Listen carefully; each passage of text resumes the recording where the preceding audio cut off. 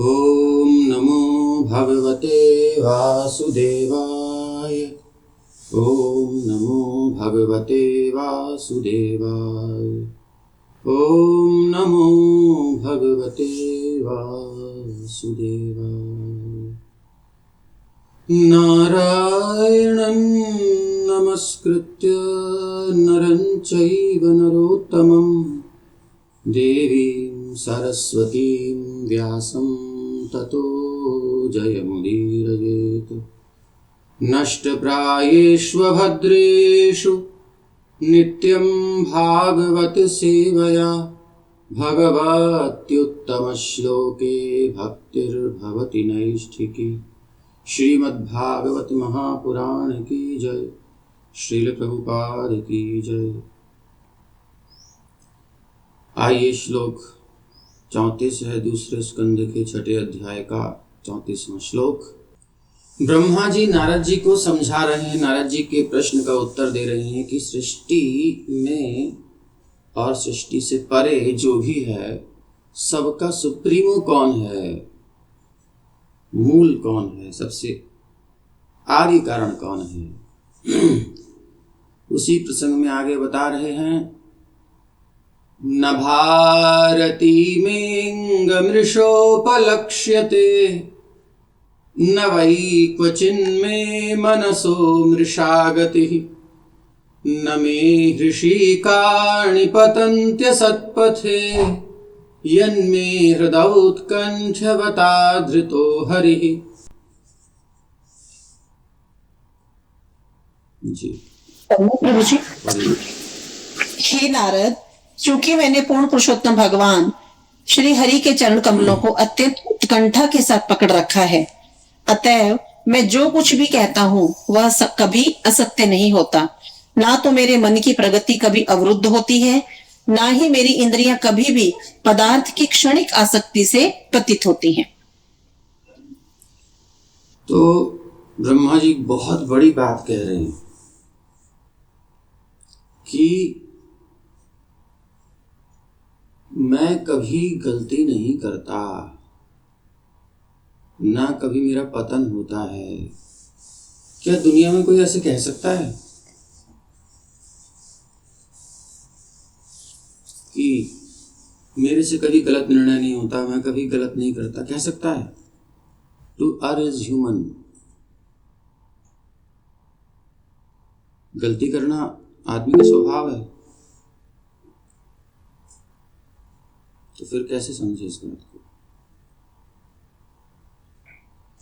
गलती करना तो आदमी का स्वभाव है, कैसे समझे? यहां पर उसके साथ कारण भी बताया गया है।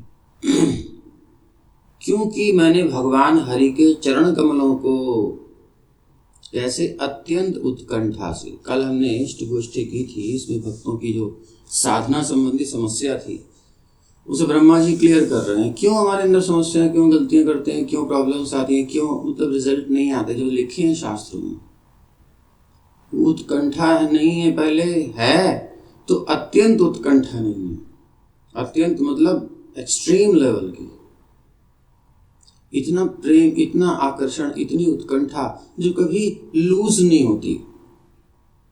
हमारी ग्रिप लूज हो जाती है। आप कोई चीज पकड़ के लटको, बड़े अच्छे से लटकोगे। मान लो आप लटके हुए थे कहीं, अचानक से जो है नीचे वाला जो एरिया है साफ, समुद्र आ गया समझ लो। आपको कोई, आप हेलीकॉप्टर से लटक गए या नीचे समुद्र है, आप उसको कैसे पकड़ोगे? कितना कस के पकड़ोगे, लेकिन कब तक? स्ट्रेंथ तो सीमित है ना, धीरे धीरे आप छोड़ ही दोगे और गिर जाओगे। जिम्नास्ट नहीं किया होगा, पैर ऊपर उठा करके, और इतनी हिम्मत भी नहीं होगी तो पैर ऊपर उठा करके उसमें पैरों से लटक गए, कभी हाथ से लटक गए, लेकिन दिल धड़कता है, हालत खराब हो जाएगी। तो अगर मान लो किसी चीज को हम पकड़ के भी लटके हैं तो कितनी देर लटकेंगे? कुछ देर बाद धीरे धीरे धीरे धीरे छोड़िए। तो भगवान के चरण कमलों को पकड़ने में ऐसे काम नहीं बनेगा जैसे हम पकड़ते हैं, बड़े उत्साह से आते हैं, उसके बाद ढीले होते चले जाते हैं, फिर नॉर्मल हो जाते हैं। ये सब नहीं। हर क्षण उत्कंठा हृदय की बढ़ती रहे और बढ़ता रहे। तो ये पकड़ना है। भगवान के साथ जब हम जुड़ते हैं तो क्या होता है कि टेस्ट मिलता है, एक रस मिलता है, एक विश्वास होता है, एक बल मिलता है अंदर से, क्योंकि वो हमारी स्ट्रेंथ है, वही हमारी आत्मा है, वही हमारे सब कुछ है, उन्हीं से सब आ रहा है। तो कोई प्रॉब्लम ही नहीं है। ये अंडरस्टैंडिंग नहीं होती हमारी, हमको क्लियर नहीं होता भगवान के बारे में। इसलिए नारद जी ब्रह्मा जी से पूछ रहे हैं और ब्रह्मा जी नारद जी को बताते हुए कह रहे हैं कि मैं तो भगवान को अच्छे से समझ गया हूँ, तो क्लियरली उनको पकड़ के रखता हूँ, कभी छोड़ता ही नहीं हूँ, इसलिए प्रॉब्लम ही नहीं आती मेरे साथ, प्रॉब्लम ही नहीं है कोई। क्योंकि मैंने भगवान हरि के चरण कमलों को अत्यंत उत्कंठा के साथ, अति का अंत हो गया है, जहां अत्यंत मतलब अति कर दी है भगवान को पकड़ने में, प्रेम करने में, इतना जबरदस्त पकड़ा है हृदय से। बिल्वमंगल ठाकुर कहते हैं ना, भगवान जब उनको हाथ छुड़ा करके पकड़ लिया, तुम कृष्ण पहचान लिए, छुड़ा के भाग जाते हैं, तो बिल्वमंगल जी कहते हैं कि अरे हाथ छुड़ावत जात हो, निर्बल जान मुझे निर्बल जान के, लेकिन हृदय से भागो तब मैं तुम जानू कि कितने बलवान हो। तो हृदय से पकड़ रखा है, उत्कंठा हृदय में होती है ना, तो अत्यंत उत्कंठा के साथ पकड़ रखा है। इसलिए मैं जो कुछ कहता हूं वो कभी असत्य नहीं होता।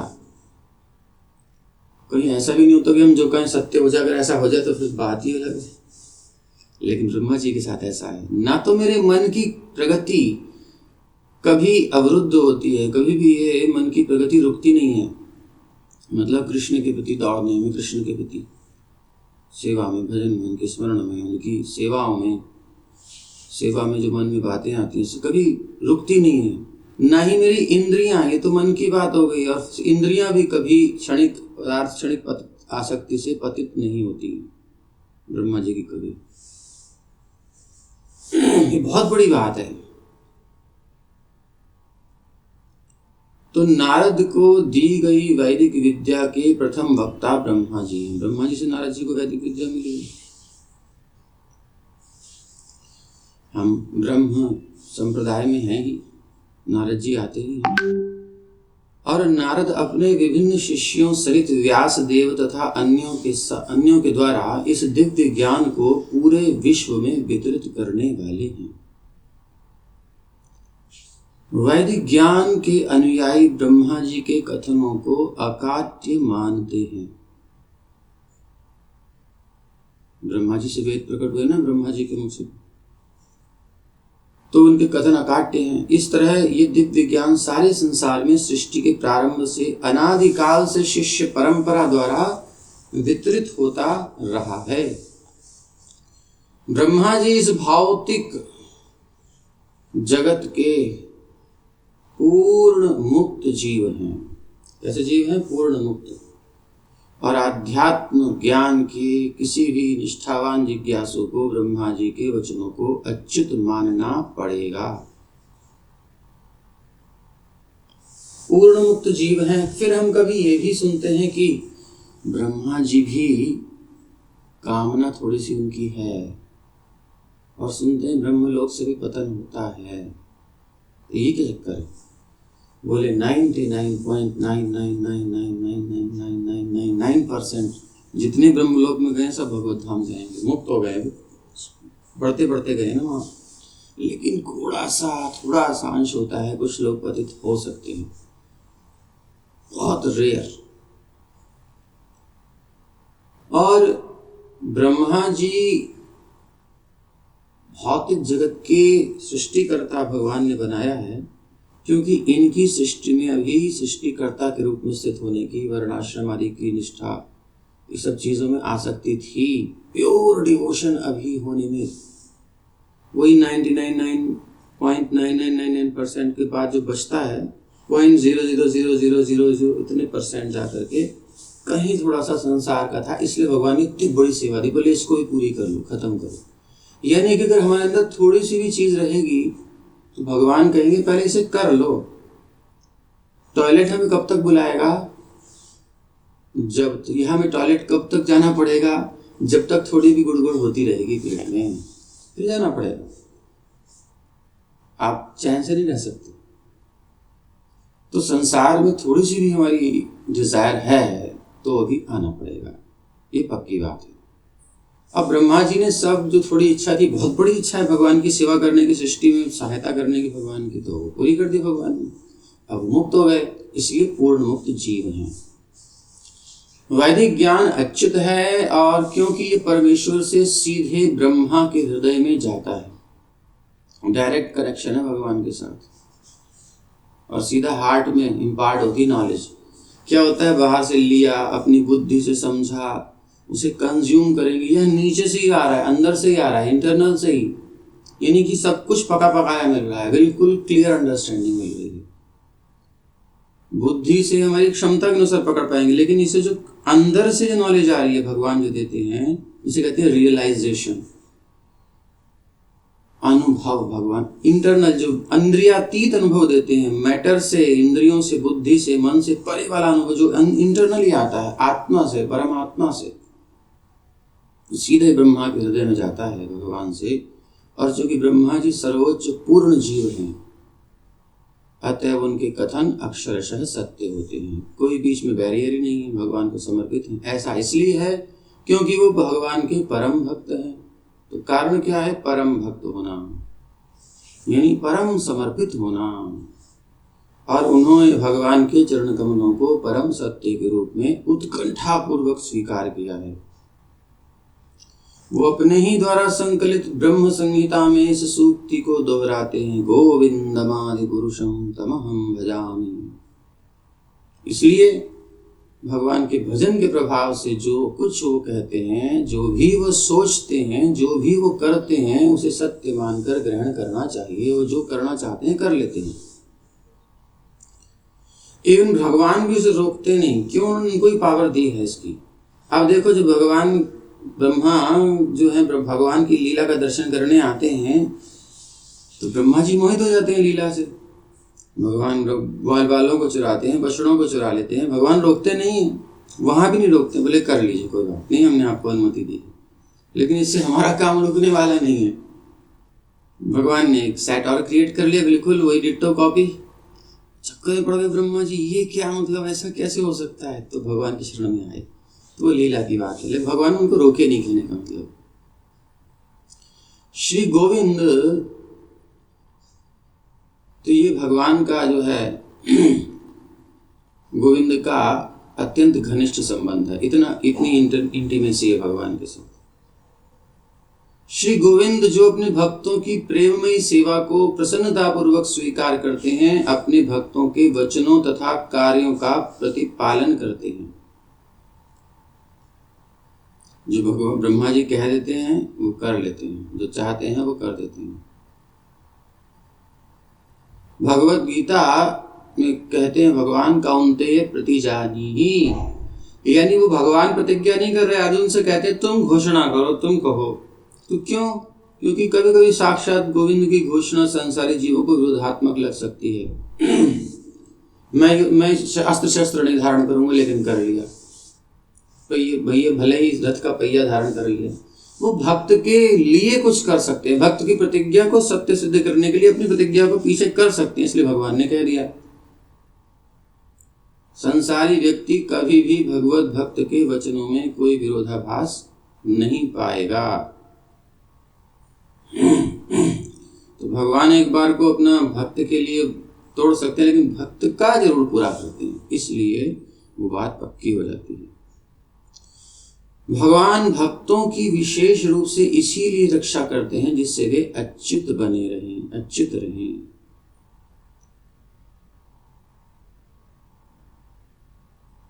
कभी गिरे ना, इसलिए भक्त का फॉल डाउन नहीं हो सकता। इम्पॉसिबल कि भक्त का फॉल डाउन हो जाए, संभव ही नहीं है।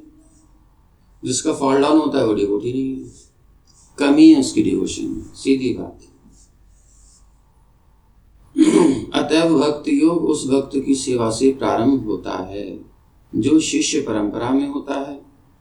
भक्तगण हमेशा मुक्त होते हैं, किंतु उसका अर्थ ये नहीं होता कि वो निर्विशेष हैं। मुक्ति का मतलब ये नहीं कि निर्विशेष निराकार में नहीं है। भगवान शाश्वत पुरुष हैं। शाश्वत मतलब उनका आकार ऐसा नहीं, कुछ मायावादी कहते हैं कि भगवान ने आकार ग्रहण किया, अवतार लिए और फिर से उसमें निराकार स्वरूप में लीन हो जाएंगे, यानी वही स्वरूप में पहुंच जाएंगे, वही उनका ओरिजिनल स्वरूप। ऐसा नहीं है। शाश्वत पुरुष है भगवान, और जीव भी यानी भगवत भक्त भी शाश्वत पुरुष है। दोनों पुरुष हैं, शाश्वत हैं। जीव का स्वरूप भी है, भगवान का स्वरूप भी है। जीव भगवान के अधीन पुरुष है, भगवत भक्त भगवान के अधीन पुरुष है, भगवान स्वामी है, नियंता है, मूल है। क्योंकि मुक्त अवस्था में भी भक्त की इंद्रियां रहती हैं। लोग जो कहते हैं ना मुक्त होने के बाद इंद्रियां चली जाएंगी, लीन सब समाप्त, क्यों? देखो, जैसे कि प्रश्न भी था एक कि आप इसे क्लियर कर दीजिएगा, उसको यहाँ क्लियर कर रहे हैं। जिन्होंने प्रश्न किया था वो ध्यान से सुने कि इन माइक इंद्रियों से मायापति को हम कैसे पकड़ सकते हैं, क्योंकि इंद्रियों की पहुंच जहां तक है वो सब माया का एरिया है, उससे परे भगवान है।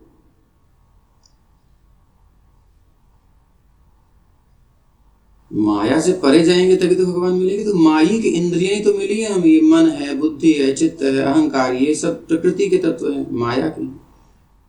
नेत्र है, कर्णेंद्रिय है, जिह्वा है, स्पर्श, सारी इंद्रिय, सारा मैटर जो भी हमें मिला है, मैटेरियल बॉडी, इंटरनल एक्सटर्नल, सूक्ष्म स्थूल, कारण, सारे शरीर जितने हमारे हैं सब भौतिक ही तो हैं।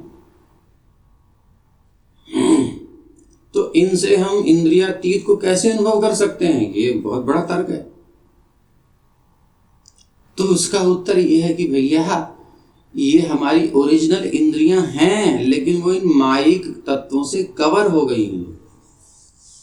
इसलिए अन्यथा ये कैसे हो सकता कि चूंकि मुक्त अवस्था में भी भक्त की इंद्रियां रहती हैं, यानी प्योर इंद्रियां रहती हैं, उस पर कवरिंग हट जाती है। जैसे कि हमारा कुर्ता, हमारी साड़ी गंदी हो जाती है, मिट्टी, धूल, कीचड़ विचड़ सब जो भी कुछ लगने दाग धब्बे लग जाते हैं।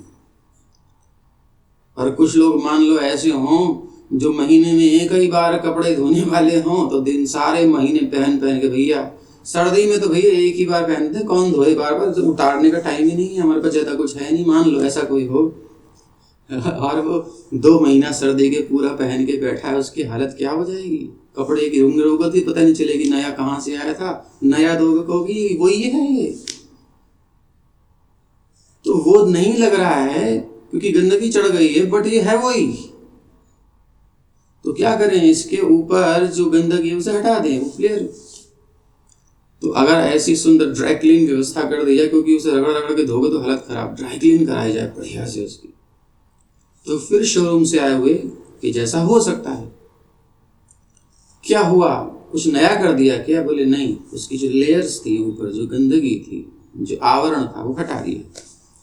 तो ऐसे ही मुक्त अवस्था में भी हमारी इंद्रियां हैं, हमारा सब कुछ है, हमारा शरीर, स्पिरिचुअल बॉडी हमारी स्पिरिचुअल इंद्रियां, हमारा स्पिरिचुअल मन, हमारी स्पिरिचुअल बुद्धि, सब कुछ है, फीलिंग्स, इमोशन सब हैं, प्योर हैं, उसमें जो केवल कृष्ण के लिए बने हैं, बट वो माइक प्रभाव में आकर मिसबिहेव कर रहे हैं, ऐसा समझ सकते हैं, टेम्परेरी। अतएव वो सदैव पुरुष रहता है। ठीक है, इसलिए हम इन इंद्रियों से भगवान की सेवा करते हैं, तो ये माइक इंद्रियां नहीं है।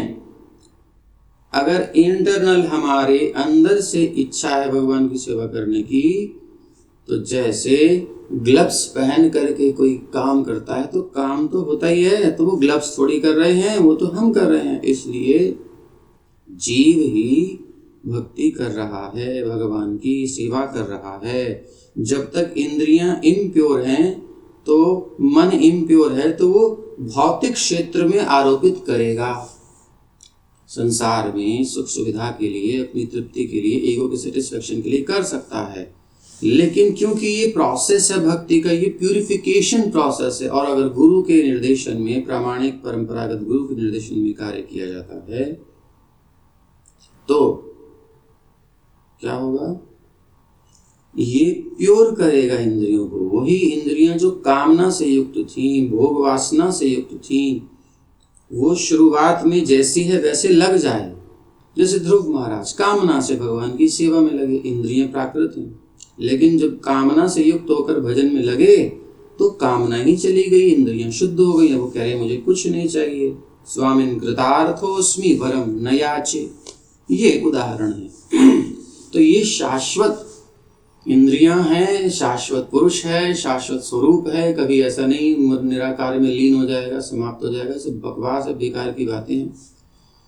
हाँ, टेम्परेरी ऐसा हो सकता है। टेम्परेरी का मतलब हम नित्य काल की दृष्टि से, भगवान की दृष्टि से टेम्परेरी कह रहे हैं, लेकिन यहां से तो फिर परमानेंट गया, वो गया निराकार में। इसलिए दूर रहना चाहिए, क्योंकि निराकार ब्रह्म ज्योति में जो लीन हुआ मतलब वो सो गया, बेहोश हो गया, वो सोने की नींद का आनंद ले रहा है बस। ब्रह्म में एक होने का स्वप्न देख रहा है। अब ये सब जीव गोस्वामी आदि आचार्य ने डिटेल में ऐसे अपने संदर्भों में बताया है, जिसको हमें डिटेल में समझना है वो षट संदर्भ का अध्ययन करें। बट आरुह्य कृच्छ्रेण परम पदम ततः पतंति, भागवत में कहते हैं, ब्रह्मा जी ही कहते हैं, अनादृत युष्मदंकय, आपके चरण कमलों को अनादर किया इसलिए नीचे गिर सकता है। चरण कमलों का अनादर मतलब भगवान की लविंग सर्विस में रुचि नहीं है। और वो मुक्ति भी मिलती है भक्ति के प्रभाव से। थोड़ी बहुत भक्ति तो करते ही है, चाहे मायावादी हो, थोड़ा ना तो उपासना करते ही है, चाहे कोई भी हो, निर्विशेषवादी हो, निराकारवादी हो। तो कभी सौभाग्य से उस ब्रह्म ज्योति में उन मुक्त जीवों के बीच में भगवान के पार्षद आते जाते हैं, भगवान के धाम से, ब्रह्म ज्योति से होते उधर आते हैं, ये कभी मिल जाए, उनकी ध्वनि उनके कान में पड़े, उनकी इंद्रियां तो हैं, क्योंकि मुक्त होने के बाद भी इंद्रियां तो रहती हैं, वो संग मिल जाए, वो उनका स्पर्श मिल जाए, कुछ ऐसा संग मिल जाए तो उनके अंदर अच्छा इससे आगे भी कुछ है, ओ हो, हम तो अनंत काल से यहीं पड़े थे, यही सुख था, ब्रह्म ज्योति का सुख ले रहे थे। नहीं, इससे आगे भी प्रभु है साक्षात, जिनकी ज्योति है, अच्छा मिलना है उनसे, हाँ, तो वो ले जाए तो अलग बात है। रेयर मुश्किल है। जो ब्रह्म ज्योति में गया सो गया, भूल जाओ उसको, निकलना उसका इम्पॉसिबल ही है। इसलिए बचना चाहिए। भक्त लोग बचते हैं, नहीं चाहते। तो यहाँ जो आपको प्रभुपाद जी तात्पर्य दे रहे हैं, इसलिए उसको डिनाई करते जा रहे हैं। भले ही उसकी सत्ता है, लेकिन वो हमारी जो रस है, हमारा जो भगवान की सेवा का रस है, सेवा सुख, सेवानंद है, उसके सामने कुछ नहीं है, तुच्छ है बिल्कुल। एक अंक के आगे 17 जीरो लगाएं, इतना डिग्रेड कर दो, उस आनंद के अंश का इतना अंश भी निकाल दो, तब भी ब्रह्म सुख तुच्छ हो जाएगा। यानी जो उसका आनंद है ब्रह्म भगवत सेवा का, प्रत्यक्ष भगवान की सेवा। तो ये ब्रह्म ज्योति वाले इतने भ्रमण कर रहे हैं, निराकार वाले बहुत हैं, बेचारे इसी में संतुष्ट हैं। भरी पड़ी है सोशल मीडिया में, बाढ़ लगी पड़ी। चूंकि भक्त की सेवा भगवान द्वारा पूर्ण आदान प्रदान के रूप में स्वीकार की जाती है। पूर्ण आदान प्रदान मतलब रस का पूर्ण आदान प्रदान, आनंदाम बुद्धि, आनंद का समुद्र का आदान प्रदान। सेवा सुख है भाई, सेवा आनंद है भाई। ब्रह्मानंद से बड़ा, प्रेमानंद से बड़ा सेवानंद है। अतएव भगवान भी अपने पूर्ण आध्यात्मिक शरीर में पुरुष हैं भाई। दो जने हैं तभी तो आइडेंटिटी है, तभी तो ये सेवा होगी। निराकार की क्या सेवा करेगा? भक्त की इंद्रियां भगवान की सेवा में लगी रहने के कारण, तो भक्त की इंद्रियां, भक्त के अंदर भोग वासना क्यों नहीं होती? क्योंकि भक्त की इंद्रियां भगवान की सेवा में लगी रहने के कारण, निरंतर लगी रहने के कारण, मिथ्या भौतिक भोग के आकर्षण द्वारा विपथ नहीं होती। हायर टेस्ट मिल गया, परम दृष्ट्वा निवर्तते। तो लोअर में कौन जाएगा? इसीलिए भगवत सेवा सुख का आनंद लेने वाला कभी निराकार का सुख लेना नहीं चाहेगा। लेकिन ऐसे हजारों एग्जाम्पल मिल जाएंगे। जो सुखदेव गोस्वामी हैं, जो ये 4 कुमार हैं, ये पुरातन हैं और अर्वाचीन हैं, और उसके आगे आज भी कितने सारे ऐसे उदाहरण हम दे चुके हैं कई बार। जो निराकारवादी थे लेकिन बाद में साकारवादी बन गए, बोले हमको पता नहीं था, बिल्कुल प्रेम से स्वीकार करते हैं, हमको पता नहीं था कि ये है मूल तत्व, हम तो वही समझते थे, बहुत बोलते थे उसके बारे में, उसको डिनाय करते थे, लेकिन अब समझ में आया कि भाई ये प्राकृत तत्व नहीं है, भगवान का स्वरूप आकार प्राकृत नहीं है, दिव्य है, मायातीत है, गुणातीत है, आकार है, गुण है, मायिक गुण नहीं है। तो इसलिए वो तुच्छ सुखों में आकृष्ट नहीं होता। हायर सुख मिल गया, क्या करेगा वो, बेकार का सुख। इसलिए भक्त की योजनाएं कभी व्यर्थ नहीं जाती, क्योंकि उसकी योजना कृष्ण को केंद्र में करके होती है, माया से परे होती है, अल्टीमेट।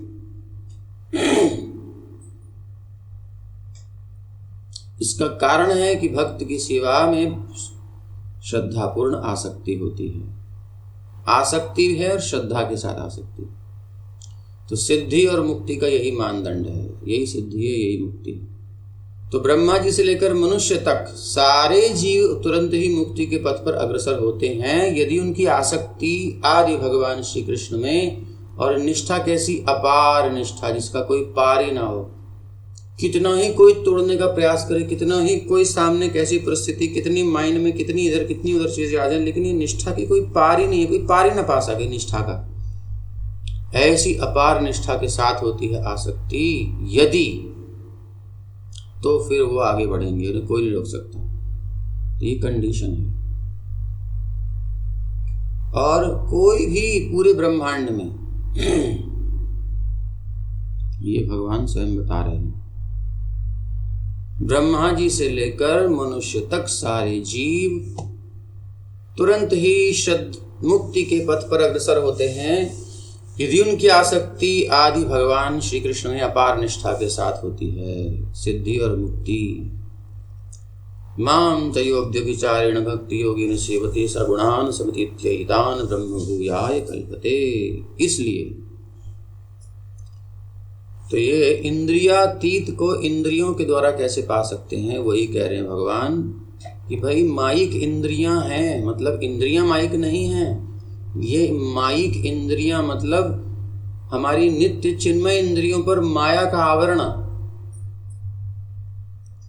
वायरस आ गया है, कमांड जो देते हैं वो नहीं चलती है, तो अभी सेवा की कमांड नहीं चल रही है, अंदर से भोग की कमांड चलती है, माया की कमांड चलती है। तो ये मिसबिहेव कर रही हैं इंद्रियां। तो प्राकृत नहीं या प्राकृत है, लेकिन वो प्राकृत तत्वों से, प्राकृतता से, माया से अभिभूत हैं, ऐसा समझ लो, कवर हो गई है। तो अब क्या करना है, अंदर से। हरे कृष्ण प्रभु जी, नेटवर्क वीक है शायद। ठीक है, कोई बात नहीं, बाद में रिकॉर्डिंग मिल जाएगी। हरे कृष्णा प्रभु जी, आवाज नहीं आ रही है। माम च यो अव्यभिचारेण भक्ति योगेन सेवते सगुणान समतीत्यैतान। तो जो अव्यभिचारिणी यानी कि जिसका टारगेट, जिसका उद्देश्य हृदय में भगवान को संतुष्ट करना होता है, इंटरनल से डिजायर ये होती है कि मैं जैसी भी है, जो भी परिस्थिति है, मुझे श्री कृष्ण की सेवा करनी है, उनको संतुष्ट करना है, उनको प्रसन्न करना है, यही मेरा कर्तव्य है, ऐसा मान कर ही शुरू में चलते हैं। डिविएट नहीं होते, इंद्रिय तृप्ति में नहीं लगना चाहते, भगवान को प्रसन्न करना चाहते हैं। इसको कहते हैं अव्यभिचारिणी भक्ति। इससे जो सेवा करते हैं भगवान की, भले ही प्राकृत इंद्रियां हैं, मिसबिहेव कर रही हैं, लेकिन क्या होगा, वो प्राकृतता चली जाएगी, वो आवरण नष्ट हो जाएगा, वो माया का प्रभाव नष्ट हो जाएगा। सगुणान, जो गुणों का प्रभाव है, उससे वो अतीत हो जाएंगे। इनकी इंद्रियां, उनका स्वरूप प्रकट हो जाएगा, आवरण नष्ट हो जाएगा, भंग हो जाएगा, सम्यक रूप से अतीत हो जाएंगे, कुछ नहीं बचेगा माया का, और ब्रह्मभूत हो जाएंगे। ब्रह्मभूयाय कल्पते, यानी कि मुक्त हो जाएंगे। ब्रह्मभूत यानी कि मुक्ति का मार्ग, मुक्ति हो गई, अब वो सेवा प्रॉपर कर सकते हैं। अतएव जो कोई हृदय तथा आत्मा से दिव्य प्रेमा भक्ति के माध्यम से भगवान के घनिष्ठ संपर्क में आने का इच्छुक है, उसके वचन तथा कर्म सदैव अच्युत होंगे। उसके वचन तथा कर्म सदैव कैसे होंगे? अच्युत होंगे, यानी कि कभी च्युत नहीं होंगे, क्योंकि वो मायातीत स्थिति में, मुक्त स्थिति में आ गया है। तो इच्छा करने मात्र से इसकी सारी बातें, मतलब इसको इतना चिंतन, इतना मनन, इतना चिंतन, इतना मनन करिए सारा दिन, तो समझ में आएगा कि सब कुछ तो खोल के रख दिया, बचा ही क्या है। हम कर नहीं रहे उस प्रकार से, वो निष्ठा नहीं है हमारी। जो कोई इसमें बाधा नहीं, जो कोई हृदय और आत्मा से, यानी कि सच्ची इच्छा अंदर से आए, दिव्य प्रेम भक्ति के माध्यम से, यानी भगवान को संतुष्ट करने की इच्छा से, भगवान के घनिष्ठ संपर्क में, यानी भगवान के सेवा में डायरेक्ट लगने में आने का इच्छुक है, उसके अंदर इच्छा है, इच्छा तत्र लौल्यम अपि मूल्यम, बस, तो उसके वचन और कर्म सदैव अच्युत होंगे। क्योंकि वो अब जब डिजायर कर लिया, भगवान को देर थोड़ी लगानी है, सब काम हो जाएगा। तो कारण क्या है? इसका कारण यह है कि परमेश्वर परम सत्य हैं, और जो भी वस्तु सच्ची निष्ठा से, अत्यंत परम निष्ठा से, परम सत्य से जोड़ दी जाती है, कनेक्शन पक्का होना चाहिए, वो उसी दिव्य गुण को प्राप्त कर लेती है। ये रहस्य है। क्या?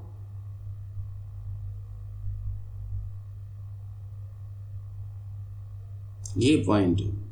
और इसके विपरीत भौतिक विज्ञान तथा ज्ञान पर आधारित कितना ही मानसिक चिंतन क्यों न हो, समर्पित नहीं भगवान को, वो परम सत्य के प्रामाणिक संसर्ग के बिना संसारी असत्य होने से असफल होता है। क्योंकि वो माइक है, केवल इसलिए कि उसका संसर्ग परम सत्य के साथ नहीं होता, इसलिए।